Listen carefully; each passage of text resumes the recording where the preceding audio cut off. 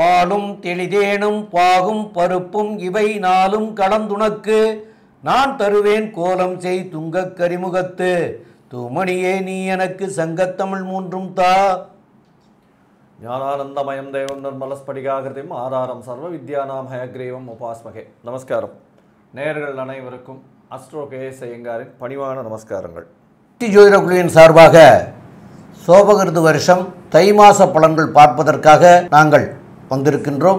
அடியேன் சக்தி சுவாமி ஆகிய நானும் கேஎஸ் ஐயங்கார் அவர்களும் டாக்டர் ஹரிஹர சர்மா ஐயா அவர்களும் சக்தி ஜோதிட குழுவின் சார்பாக வந்திருக்கின்றோம். சோபகிருது வருஷம் தை மாத பலன்களை பற்றி பார்ப்பதற்காக அனைவருக்கும் சக்தி ஜோதிட குழுவின் சார்பாக பணிவான நமஸ்காரங்கள். நாம் ஒவ்வொரு மாதமும் பலன்கள் பார்த்துக்கிட்டு வரோம். தமிழ் மாத பலன்கள், ஆங்கில மாத பலன்கள், ராகு கேது பயிற்சி, குரு பயிற்சி மற்றும் சனி பயிற்சி இதெல்லாம் பார்த்துக்கிட்டு வரோம்.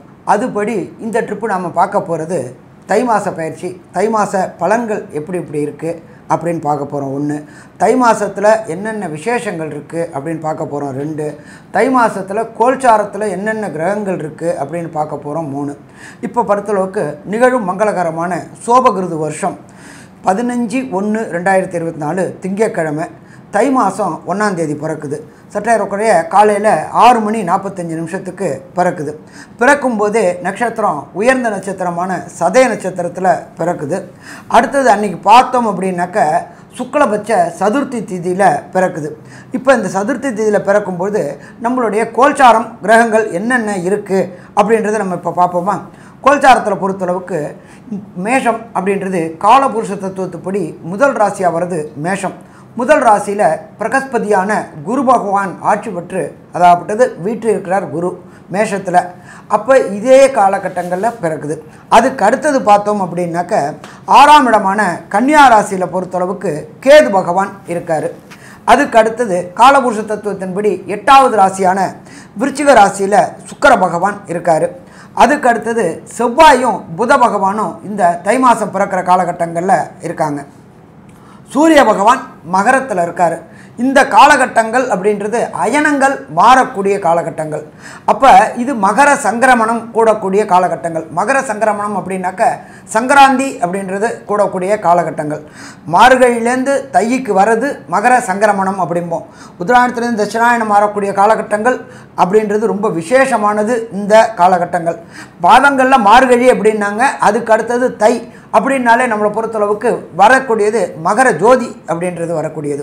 அடுத்தது பார்த்தோம் அப்படின்னாக்க சனி பகவான் வீட்டில் இருக்கிற இடம் அவருடைய சொந்த வீடான கும்பத்தில் வீட்டில் இருக்கார். அதுக்கு அடுத்தது காலபுருஷத்தின் 12ஆம் இடமான மீனத்தில் ராகு பகவான் ஆட்சி பெற்று இருக்கிறார். ஆட்சி பெற்றுனாக்க ராகு கேதுக்கு எப்போதுமே வீடு கிடையாது. அவர் எந்த வீட்டில் இருக்கிறாரோ அந்த வீட்டோட காரகத்துவத்தை எடுத்து செய்யக்கூடியவர் சாயா கிரகங்களான ராகு கேது பகவான்.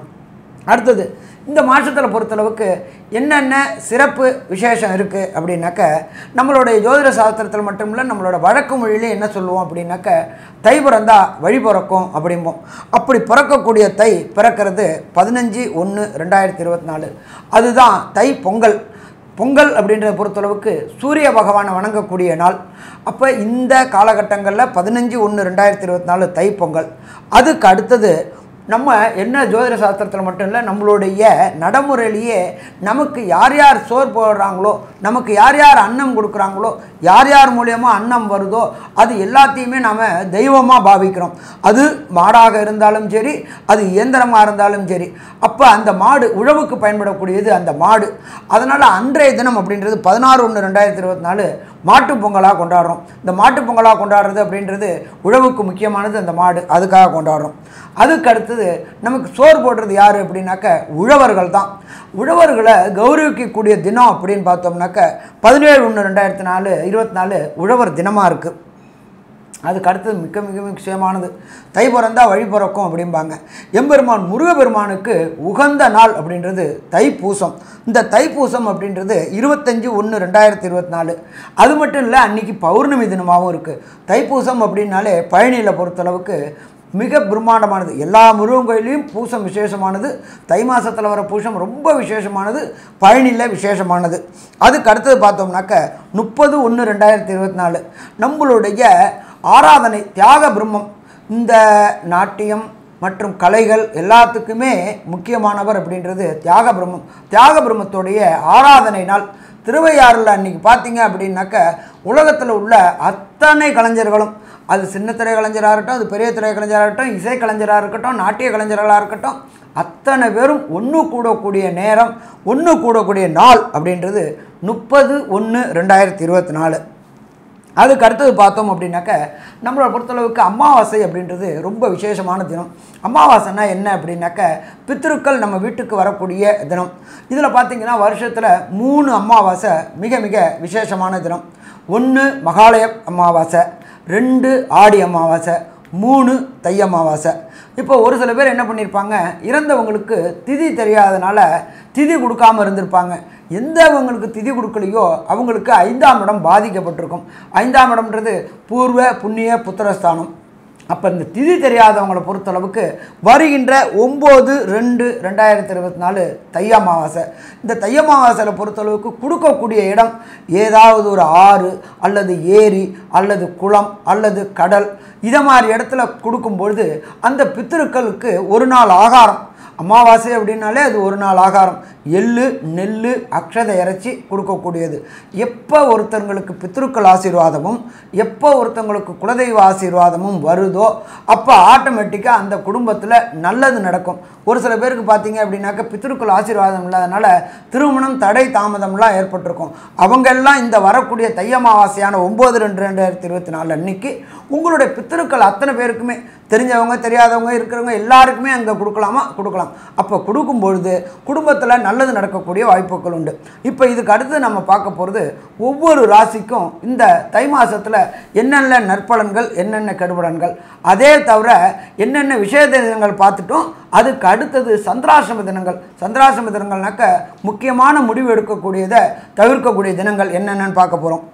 அதுக்கு அடுத்தது என்ன பார்க்க போகிறோம் அப்படின்னாக்க ஒரு சில பேருக்கு தசாநாதன், புத்திநாதன், அந்தரநாதன், சூட்சுமநாதன் சரியில்லை அப்படின்னாக்க அதற்கு உண்டான ஒவ்வொரு ராசிக்கும் உண்டான எளிய பரிகாரையும் பார்க்க போகிறோம். பொதுவாகவே இந்த மாச பலன்னு சொல்லக்கூடியது வந்து மாச கிரகங்கள்னு சொல்கிற சூரியன், புதன், சுக்கிரன் மற்றும் செவ்வாய், இந்த 4 கிரகங்களினுடைய பெயர்ச்சிகளை வச்சு சொல்லக்கூடியது. சூரியன் ஒரு ராசியிலிருந்து அடுத்த ராசிக்கு போகக்கூடியதை வந்து சௌரமானம்னு சொல்லக்கூடிய மாத பிறப்பா, அதாவது அந்த மாதம் பிறக்கிறத சொல்கிறது. இந்த வாட்டி தனுசு ராசியிலிருந்து மகர ராசிக்கு வந்து சூரிய பகவான் போகிறார். அது வந்து 15ஆம் தேதி ஆறுது. இந்த மாதத்தில் பார்த்தாலேயானால் செவ்வாய் பகவானும் சரி, புத பகவானும் சரி, சுக்கிர பகவானும் சரி, அவள் இருக்கக்கூடிய ராசியிலிருந்து அடுத்த ராசிக்கு போகிறான். சுக்கிர பகவான் வந்து 19ஆம் தேதி, அதாவது 19/1/2024 அன்னைக்கு அவர் வந்து விருச்சிகத்திலிருந்து தனுசுக்கும், அதற்கு பிறகு 27/1/2024 அன்னைக்கு புத பகவான் அவர் வந்து தனுசிலிருந்து மகரத்திற்கும், செவ்வாய் பகவான் 4/2/2024 அன்னைக்கு தனுசிலிருந்து மகரத்திற்கும் போகிறார். அதனால் இதையும் கணக்கில் எடுத்துட்டு இந்த மாதத்தினுடைய பலனை ஒன்றா பார்க்கலாம். மகரம், உத்திராடம், திருவோணம், அவிட்டம், இந்த 3 நட்சத்திரம் 9 பாதங்களை கொண்ட ராசி. ராசியின் அதிபதி அப்படின்னு சொல்லக்கூடியவர் சனி பகவான். ஜென்ம சனி விட்டு இப்போ பாத சனிக்கு போயிருக்கு. இந்த தை மாதத்துலேருந்து ஒரு நல்ல ஏற்றமான காலம். ஏன்னா மார்கழி மாதம் 4ஆம் தேதி, அதாவது டிசம்பர் 20ஆம் தேதி தான் சனி பகவான் உங்களுடைய ராசியிலிருந்து கும்பத்துக்கு போனார், அதாவது 2வது இடத்துக்கு போனார். இருந்தாலும் 7.5 சனி நடந்துட்டுருக்கு, பாத சனியில் இருக்குது. உடல் நலத்தில் ஏற்றம் இருக்கக்கூடிய காலகட்டமாக இருக்கும். 2ஆம் இடத்துல போய் சனி பகவான் இருக்கிறதுனால பேச்சில் கொஞ்சம் பார்த்து ரொம்ப நெளிவு சுழிவாக நடந்துக்கிறது ரொம்பவும் நல்லது. முடிஞ்சவர்களும் பேசாமல் இருக்கிறது ரொம்பவும் நல்லது. பண வரவுக்கு பஞ்சம் இருக்காது எப்பொழுதுமே. ஏன்னா தனக்காரகன், தனஸ்தான அதிபதி அப்படின்னு சொல்லக்கூடிய தனஸ்தான அதிபதியே வந்து உங்களுடைய ராசிக்கு 2ஆம் இடத்துலேயே இருக்கிறதுனால பணத்திற்கு பிரச்சனை இருக்கக்கூடிய வாய்ப்புகள் இல்லை. உங்களுடைய முயற்சிகள் அனைத்தும் பார்த்தீங்கன்னா நல்ல ஒரு ஏற்றம் இருக்கும். ஏன்னா முயற்சி ஸ்தானத்தில் 3ஆம் இடத்துல மறைந்த இடத்துல போய் ராகு பகவான் உட்கார்றது பெரிய ஏற்றம். அதனால் மூலியமாக பார்த்தீங்களா ஏன்னா எல்லா விதமான முயற்சிகளும் உங்களுக்கு ஒரு வெற்றியை கொடுக்கக்கூடிய காலகட்டமாக இருக்கும். புதிய வீடு, மனை வாங்கக்கூடியது அட்வான்ஸ் கொடுத்துட்டு கண்டிப்பாக இந்த வாட்டி வாங்கக்கூடிய வாய்ப்புகள் ரொம்ப அதிகம். ஏன்னா குரு பகவான் 4ஆம் இடத்துலையே இருக்கார். பரிவர்த்தனை யோகத்தில் வேற வந்து செவ்வாய் பகவானோட பரிவர்த்தனை, அதாவது 4ஆம் இடத்துல ஆட்சி பெற்ற செவ்வாயாக இருக்கக்கூடியதாக வச்சுக்கணும். அதனால் பார்த்தேனால் கண்டிப்பாக புதிய வீடு மனை வந்து நிச்சயமாக வாங்கக்கூடிய வாய்ப்பு இருக்கும். அதாவது முதல்ல வீடு இவ்வளோ நாளாக வந்து வாடகையில் இருக்கும் அப்படின்னா முதல்ல ஒரு வீடு வாங்குறதுக்கு போய் அட்வான்ஸ் கொடுத்துட்டு சைன் போட்டு வருவீங்க. அதுவே உங்களுடைய வாழ்க்கையில் ஒரு பெரிய ஏற்றத்தையும் ஒரு பெரிய உற்சாகத்தையும் கொடுக்கக்கூடிய காலகட்டமாக இந்த தை மாதம் உங்களுக்கு அமையிறது. இந்த தை மாதத்தில் பார்த்தாலேயானால் உங்களுடைய எதிர்பாலினத்தவர் மூலியமாக நல்ல ஒரு ஏற்றம் இருக்கும். பார்ட்னர்ஷிப் பிஸ்னஸில் பெரிய இது ஏற்றம் இருக்கும். இந்த தை மாதத்தில் மகர ராசிக்காரர்களுக்கு சூரிய பகவான் அஷ்டமாதிபதியே ராசியில் உட்காந்துருக்கார். அதனால் வந்து என்ன ஆகும் அப்படின்றதையும் பார்த்துட்டு உங்களுடைய ராசிக்கு தொழிலிலும் வேலையிலும் எந்தெந்த மாற்றங்கள் இருக்கும் அப்படின்றத பற்றியும் நம்ம ஐயா பகவதி ஹரியரன்கிட்ட கேட்போம். ஐயா நல்லா தெளிவாகவும் விரிவாகவும் விளக்கமாகவும் சொன்னீங்க. மகர ராசியை பொறுத்தளவுக்கு கடந்த 5 ஆண்டுகளாக அவதியும் அசிங்கங்களும் அவமானங்களும் பட்டுக்கிட்டு இருந்தாங்க. இப்போ அதை விட்டு வெளியில் வந்துட்டாங்க. ஃபஸ்ட்டு சிறப்பே அதுதான். அடுத்தது குடும்பஸ்தானத்தில் குடும்பஸ்தானாதிபதியான சனி பகவான் உட்கார்ந்துருக்கிறார். அதை தவிர 11ஆம் இடத்துல சுக்கிரனும் இருக்கார். திருமணம் தடைப்பட்டுக்கிட்டு இருந்தவங்களுக்கு திருமணம் கைகூடக்கூடிய வாய்ப்புகள் இந்த காலகட்டங்களில் உண்டா அப்படின்னாக்க கண்டிப்பாக உண்டு. நீண்ட நாளாக நான் ஜாதகம் பார்த்துட்டு இருக்கிறேன் சாமி, எதுவுமே செட் ஆகலை அப்படின்னு நினைக்கிறவங்களுக்கு திருமண வாழ்க்கை செட் ஆகக்கூடிய வாய்ப்புகளும் உண்டா அப்படின்னா உண்டு. அதே போல் ராசிக்கு 5ஆம் இடத்து அதிபதியான சுக்கிர பகவான் ராசிக்கு 11ல் இருந்துக்கிட்டு அவரே சதசப்தமாக பார்வையாக பூர்வ புண்ணிய புத்திரஸ்தானத்தை பார்க்குறார். திருமணமாகி ரொம்ப நாளாக சந்தான பாக்கியம் என்கின்ற வம்சம் விருத்தி இல்லாதவங்களுக்கு வம்சம் விருத்தியாகக்கூடிய வாய்ப்புகளும் இந்த காலகட்டங்களில் உண்டாகுமா அப்படின்னாக்க கண்டிப்பாக உண்டாகக்கூடிய வாய்ப்புகள் உண்டு. அதே போல் ரொம்ப நாளாக குலதெய்வம் கோயிலுக்கு போகலை அப்படின்னு நினச்சிக்கிட்டு இருந்தவங்களுக்கு இந்த தை பிறக்கும் போது வழி பிறக்கும். குலதெய்வம் கோயிலுக்கு போயிட்டு வந்தீங்க அப்படின்னு சொன்னாக்க அதற்கு உண்டான தடையும் தாமதமும் விலகும். குலதெய்வம் எப்போ வீட்டுக்கு வருதோ அப்போ ஆட்டோமேட்டிக்காக இஷ்ட தெய்வங்களுடைய அனுகிரகமும் வரும். அதே போல் பூர்வ புண்ணிய புத்திரஸ்தானமும் வலுப்பெறுது. அப்போ இறந்தவர்களோட ஆசீர்வாதம், குலதெய்வத்தோட ஆசீர்வாதம், இஷ்ட தெய்வத்தோட ஆசீர்வாதம் இது எல்லாம் கிடைக்கும்போது உங்களுக்கு வெற்றி கிடைக்கக்கூடிய வாய்ப்புகள் மிக மிக அதிகம்னே சொல்லலாம். அதுக்கடுத்தது 3ஆம் இடத்துல ராகு பகவான், அவர் கோதண்ட ராகுவாக இருக்கார். உங்களுக்கு அதீதமான தைரியம் கொடுப்பார். ஆனால் அந்த அதீதமான தைரியம் அப்படின்றது நல்ல தைரியத்தை கொடுப்பார், நல்ல செய்கைகளை கொடுப்பாங்க. அப்போ கண்டிப்பாக வெற்றி கிடைக்கக்கூடிய வாய்ப்புகள் உண்டாகும். திருமணமாகி ரொம்ப நாளாக தடைப்பட்டுக்கிட்டு இருந்தவங்க, அதாவது 3 அப்படின்றது ஆண்களுக்கு வீரிய ஸ்தானத்தையும் 4 அப்படின்றது பெண்களுக்கு கர்ப்பம் தாங்கும் ஸ்தானத்தையும் குறிக்கிறதுனால இந்த தை மாதத்தில் பொறுத்தளவுக்கு இப்போ புத்திர பேர் கிடைக்கக்கூடிய வாய்ப்புகளும் உண்டு. ஸோ மொத்தத்தில் பார்த்தோம் அப்படின்னு சொன்னாக்க இந்த தை மாத பயிற்சி நல்லா இருக்கும். சரி, இதை தவிர இவங்களுக்கு மாணவர்களுக்கு இந்த தை மாதத்தில் படிப்பில் என்னென்ன காம்படிட்டிவ் எக்ஸாம் எழுதினாக்க என்னென்ன கிடைக்கும், அதே போல் அரசியல்வாதிகளுக்கு என்னென்ன கிடைக்கும், சின்னத்திரை பெரிய திரை கலைஞர்களுக்கு என்னென்ன கிடைக்கும் அப்படின்றத நம்ம ஐயா சக்தி சோமையா அவங்க சொல்லுவாங்க. ரொம்ப அற்புதமாக சொன்னீங்க ஐயா. இதில் தொழில் உத்தியோகம் அல்லது தொழில் பண்ணுறவங்க அப்படின்னு பார்க்குற போது மகர ராசிக்கு 10ஆம் இடத்துக்குரியவன் செவ்வாய். அவர் 11ஆம் இடத்துல இருக்கார். குருவோட பார்வையும் பெறார். அந்த குருவும் செவ்வாயும் பரிவர்த்தனை யோகத்தில் இருக்கிறாங்க. அதனால் 10ஆம் இடத்து அதிபதி 11ஆம் இடத்துல இருந்தாலும் 11ஆம் இடத்து அதிபதியே 9ஆம் பார்வையில் பார்த்துறதுனாலையும் தொழில்துறைகள் சின்ன திரையில் இருக்கிறவங்க, பெரிய துறையில் இருக்கக்கூடியவங்க, எல்லா துறையில் உள்ள கலைஞர்களும் இந்த காலத்தில் ஏற்றம் பெறக்கூடிய காலம். ஐயா சொன்னது மாதிரியா 5 ஆண்டுகள் நீங்கள் ரொம்ப அவதியில் இருந்தீங்க. இப்போ இந்த தொழிலெலாம் இல்லாமல் இருந்து உங்களுக்கெல்லாம் தொழில் துறையெல்லாம் நல்லா வர்றதுக்கு உண்டான வாய்ப்புகளும், உத்தியோகத்தில் இருந்தவங்களுக்கு பதவி உயர்வு கிடைக்காமல் இருந்தவர்களுக்கு பதவி உயர்வும், உத்தியோகமே இல்லாமல் இருந்தவர்களுக்கு உத்தியோகம் கிடைக்கிறதுக்கு உண்டான வாய்ப்புகளும் இந்த காலகட்டத்தில் அற்புதமாக அமைஞ்சிருக்கு. ஏன்னு கேட்டால் உங்களுக்கு 7.5 சனியில் கடந்த 5 ஆண்டு காலம் மிக மிக சிரமப்பட்டீங்க. இப்போ உங்களுக்கு கோச்சார ரீதியிலையும் நல்லா இருக்குது. உங்களுடைய ஜனன ஜாதகம் நல்லா இருக்குமே. ஆனால் இந்த தை பிறந்தால் வழி பிறக்கும்னு சொன்னது மாதிரியா இந்த தை பிறக்கிறதுல இருந்தே உங்களுக்கு சிறப்பாக ஆண்டாக அமையிறதுக்கு கூட வாய்ப்பு. சிறப்பான மாதம்னு சொல்கிறத விட சிறப்பான ஆண்டாக அமையும்னு கூட சொல்லலாம். ஆக தசாநாதன் புத்திநாதன் வலுவாக இருக்கும் பட்சத்தில் அப்படி சொல்லக்கூடிய வாய்ப்புகளும் உண்டு.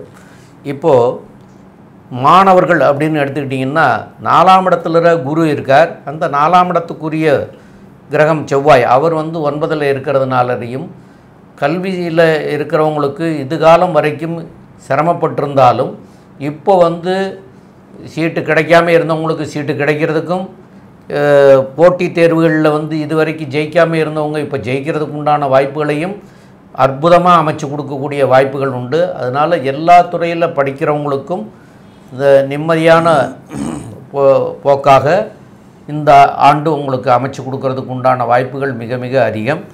மாணவர் செல்வங்களுக்கு படிப்புலர நீங்கள் படிக்கிறதுக்கு உண்டான வாய்ப்புகளை ஏற்படுத்த தெரியக்கூடிய கிரகங்கள் அமைப்பு அற்புதமாக இருக்குது. அதனால் நல்ல படிப்புகள் அமைகிறதுக்கு உண்டான வாய்ப்புகள்லாம் கிடைக்கிறதுக்கு வாய்ப்புகள் உண்டு. மேலும் உள்ள விவரங்களை பற்றி நம்முடைய ஐயா சொல்லுவாங்க. ஐயா, அற்புதமாக சொன்னீங்க. அதாவது இந்த வருஷம் பார்த்தீங்கன்னா மேல் படிப்புக்கு உண்டான விஷயங்கள் எல்லாமே ஒரு நல்ல ஏற்றத்தில் கொடுக்கக்கூடிய காலகட்டமாக இருக்கும். ஏன்னா இந்த வருஷத்தில் பார்த்தீங்கன்னா, அதாவது இந்த மாதத்தில் தை மாதத்தில் பார்த்தீங்களேன்னா உங்களுடைய ராசிக்கு 5ஆம் அதிபதி அப்படின்னு சொல்லக்கூடியவர் வந்து சுக்கிர பகவான்.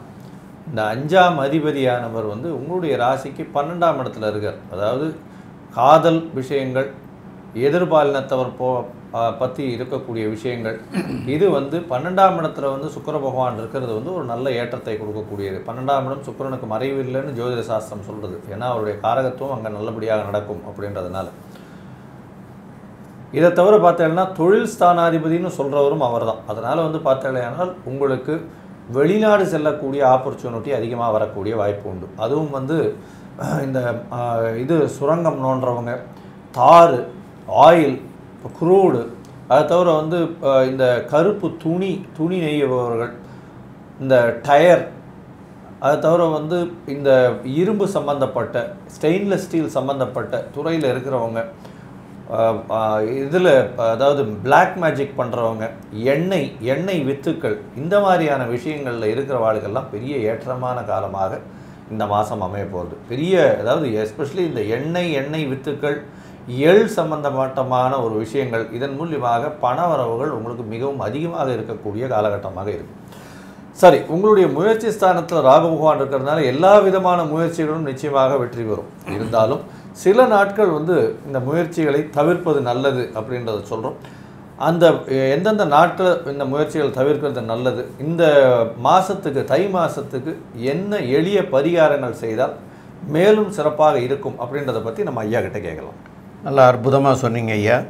இதில் சந்திராஷ்டம தினம் அப்படின்னு சொல்லக்கூடியது வந்து மகர ராசிக்காரர்களுக்கு வரக்கூடிய 27/1/2024 சனிக்கிழமை பகல் 1 மணிக்கு மேலே 28, 29 ஆகிய இந்த 2.5 நாட்கள் உங்களுக்கு சந்திராஷ்டம தினமாக இருக்கும். சந்திரனுங்கிற ஒரு மனோகாரகன், அந்த மனநிலை வந்து 8ஆம் இடத்துல அவர் சஞ்சாரம் செஞ்சிட்ருக்கிற போது உங்களுக்கு மன தடுமாற்றங்கள் ஏற்படும். மன தடுமாற்றம் ஏற்படுவதோடு அல்லாமல் அந்த நேரத்தில் நீங்கள் எடுக்கக்கூடிய இந்த 2.5 நாளில் எடுக்கக்கூடிய முடிவுகள்னாலேயும் பாதிப்புகள் வரக்கூடிய வாய்ப்புகள் உண்டு. அதனால் வந்து புதிதாக எந்த ஒரு இதுவும் தொடங்க வேண்டாம். அதே போல் பயணங்கள் எங்கும் வெளியூர் வெளிநாடுகள் செல்ல வேண்டாம்.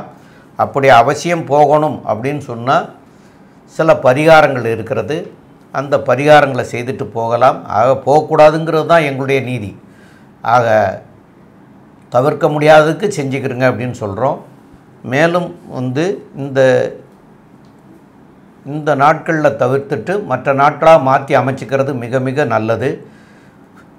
இப்போது உங்களுக்கு இந்த மாதத்தில் வந்து சனி பகவான் வாக்குஸ்தானமான 2ஆம் இடத்திலே இருக்கார். அதனால் ஐயா சொன்னது போல் வார்த்தைகளை வந்து விடாமல் இருக்கிறது நல்லது. 3ஆம் இடத்துல ராகு, 4ஆம் இடத்துல குரு, இந்த மாதிரி இருக்கிறதுனால நீங்கள் வந்து இந்த மாதங்களில் வந்து பெருமாளை சனிக்கிழமை தோறும் பெருமாளை வழிபடுறதுனால சிறப்பாக இருக்கக்கூடிய வாய்ப்புகள் கிடைக்கும்.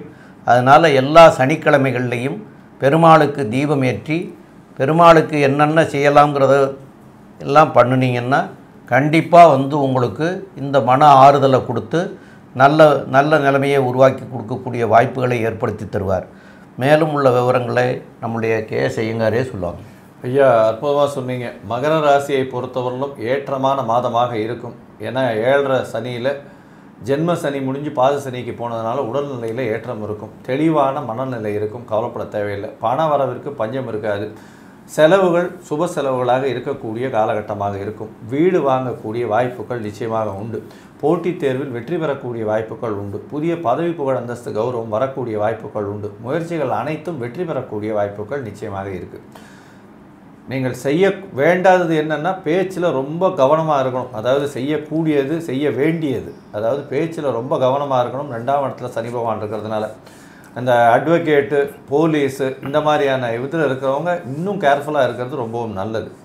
அதுக்காக கண்டிப்பாக இந்த தேய்பிறை அஷ்டமி இந்த காலகட்டத்தில் கால பைரவரை போய் வணங்கிட்டு வாங்க. கால பைரவரை ரெகுலராகவே வணங்கலாம். இருந்தாலும் தேய்பிறை அஷ்டமியில் வணங்கிறது உங்களுக்கு ஒரு பெரிய ஏற்றத்தையும் மாற்றத்தையும் இந்த வாட்டி கொடுக்கும். இந்த மாதமான தை மாதம் மகர ராசிக்காரர்களுக்கு நல்ல ஒரு ஏற்றமான மாதமாக இருக்குது அப்படின்றத சக்தி ஜோதிட குழு சொல்லுது. நன்றி, நமஸ்காரம். Astro KS Iyengar YouTube channel பார்த்தமைக்கு நன்றிகள். மேலும் இது போன்ற ஆன்மீக ஜோதிஷ தகவல்கள் உங்களை அடைய Astro KS Iyengar YouTube channel subscribe செய்யவும், பெல் ஐக்கானை மறக்காமல் அழுத்தவும். நன்றி, வணக்கம்.